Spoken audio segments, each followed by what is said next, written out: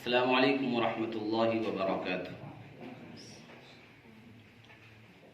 الحمد لله والصلاة والسلام على رسول الله.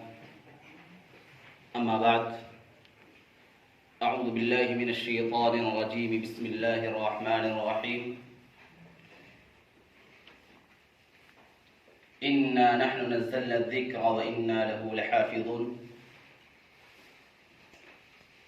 وبين الله تبارك وتعالى في القرآن الكريم قائلا بلسان عربي مبين. صدق الله العظيم.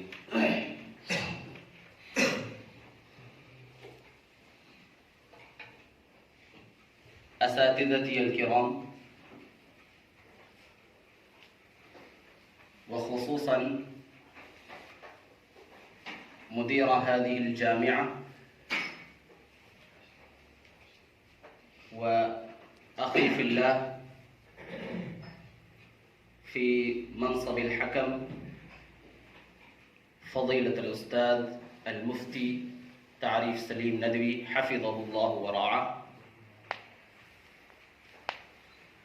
وأيها الإخوان الذين يتعلمون في هذه الجامعة اللغات المختلفة الرسمية والدينية،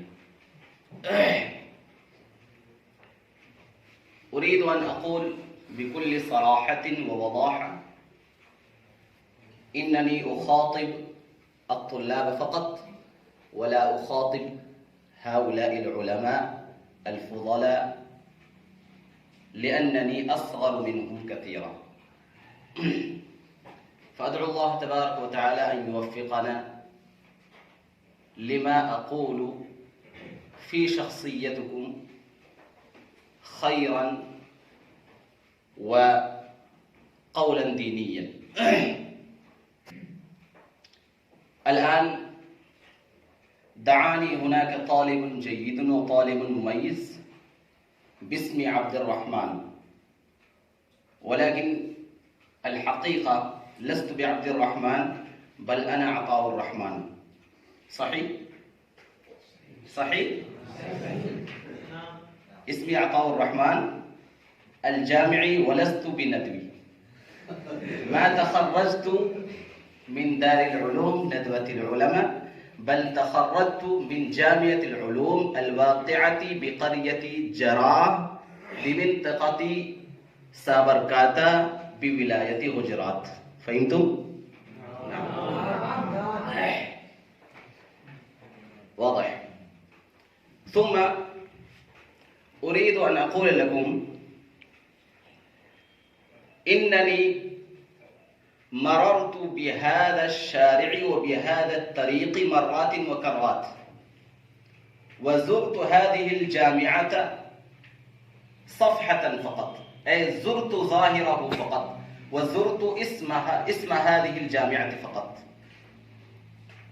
ولكن الآن فتحتم عيني عن هذه الجامعة وعن أهدافها المنشودة.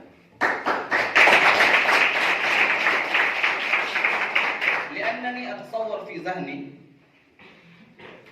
أن هذه الجامعة كجامعات أخرى، لأنني رأيت كثيرا من الجامعات، فكذلك أتصور وأظن عن هذه الجامعة، فهذه الجامعة مثل الجامعات الأخرى. هناك جامعات كثيرة وقعت في المنطقة كلها، ولكن الآن عرفت الحقيقة أن هذه الجامعة تمتاز بجامعات أخرى. تمتاز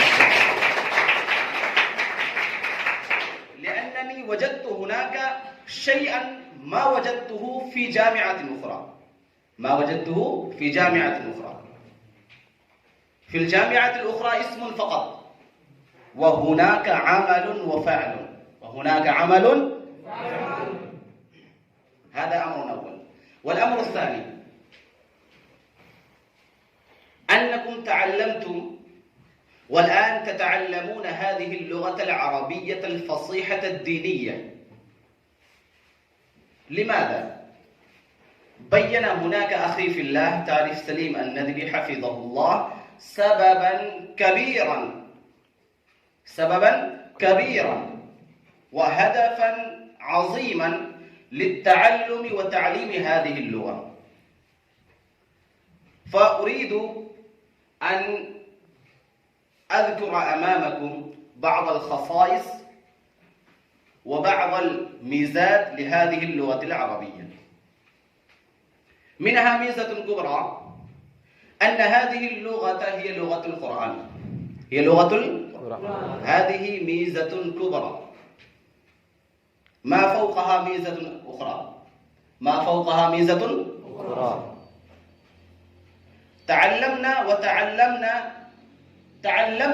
هذه اللغة لأنها لغة القرآن، وبعد ذلك هذه اللغة لغة نبينا صلى الله عليه وسلم، وبعد ذلك لغتنا هذه الجميلة لغة دينية. وأنتم تتصورون وتظنون كما يظن الآخرون أن هذه اللغة هي أن اللغة العربية هي لغة العرب. لا، هذا ليس بصحيح، لأن العرب لا يمتلكون على هذه اللغة، ليسوا مالكين لهذه اللغة، بل أقول هناك كما يقول الأكابر وكما يقول العلماء النبلاء والفضلاء أن العربية من تكلم بالعربية فهو عربي، ومن جاء بهذه اللغة الجيدة القيمة فهو يتصور أنه عربي. إذا تكلمتم باللغة العربية فأنتم عرب، لستم من العجم، لأنكم تكلمتم باللغة العربية وأنتم تتحدثون بذلك. فهمتم؟ فلذلك نحن نتكلم هذه اللغة، إذا نتكلم فنحن عرب. هذا أمر ثاني. والأمر الثالث، ما شاء الله هناك بعض الطلاب ألقوا خطبا قيمة وجيدة حول الموضوع الطالب المميز. فأقول لكم بكل حقيقة بكل صراحة أنكم كلكم مميزون، فهذه دعوة فقط. ما الدليل على ذلك؟ هذا دعوة فقط، والدعوة تحتاج إلى الدليل. فهناك الدليل أن الطالب ألقى خطبة حول الموضوع الطالب المميز، وبين في خطبته ووضح في خطبته خصائل كثيرة حول الطالب المميز. فأجد وأرى بعين رأسي هذه الخصائل والميزات كلها في شخصيتكم، لأنكم مميزون، فلهذا أنكم مميزون. فهمتم الدليل؟ أنتم تقولون بأفواهكم فقط ولستم فهمتم بالقلوب. فهمتم صحيحا؟ هذا هو الدليل أنكم مميزون، وأنتم إن شاء الله ستترقون إلى الأمام وستتقدمون إلى الأمام إن شاء الله، هكذا إذا اجتهدتم واستعصيتم إن شاء الله. هذا أمر ثالث. والأمر الرابع،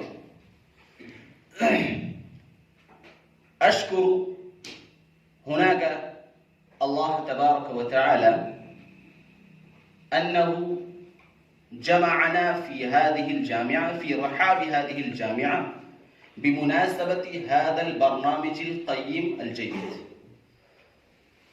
وكذلك أشكر أساتذة هذه الجامعة، وكذلك الأمين العام، وأقول مدير هذه الجامعة، لأنه أتاح لي هذه الفرصة الغالية بمناسبة هذه المسابقة الخطابية القيمة الجيدة الميمونة. وكذلك أشكر جميعكم